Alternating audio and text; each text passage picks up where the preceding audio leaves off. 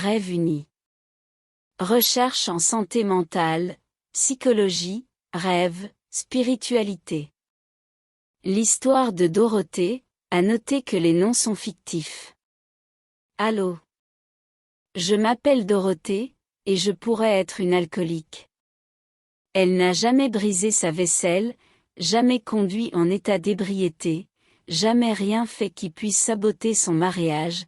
Cependant, la boisson domine sa vie, un verre à la fois.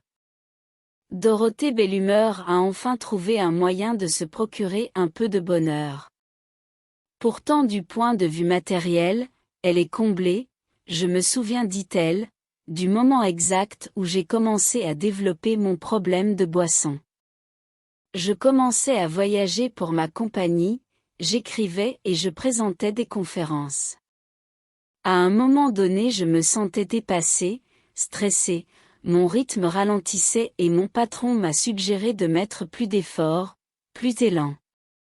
Je me suis dit, je ne pourrai jamais le faire sans un verre de vin, c'est ainsi que cela a débuté. C'est quoi le problème? Nous passons nos vies entières à chercher des manières de nous sentir bien, pourtant le sentiment de bien-être est au cœur de ce que nous sommes. Au départ, en bas âge et durant l'enfance, nous savons être bien dans notre peau, c'est instinctif. L'enfant est entièrement relié à la source de toute chose.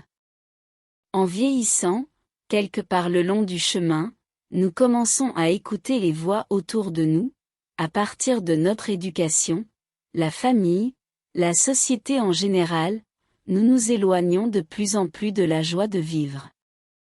Entre parenthèses, le processus de socialisation est une part importante dans le cycle de croissance. La suggestion ici est de ne pas rester pris dans une roue qui tourne perpétuellement et ne mène nulle part.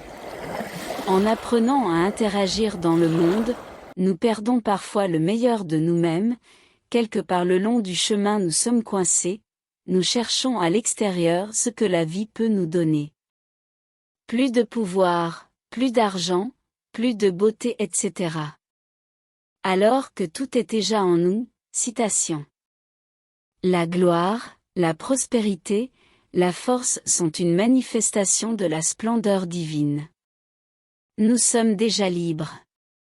Nos ennemis intérieurs, la cause de nos angoisses ne sont que des ombres sur notre conscience. Nous sommes victimes de nos propres idées. Vous avez perdu l'espace de silence, pas physiquement, mais psychologiquement. Dans cet espace, il y a de la vitalité et une grande énergie. Quand cet espace est limité à un petit moi, l'énergie aussi devient limitée. Citation, renonce à toi-même.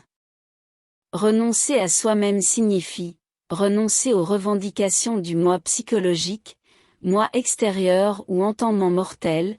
Soyez totalement libre de ce moi, sans image, sans illusion.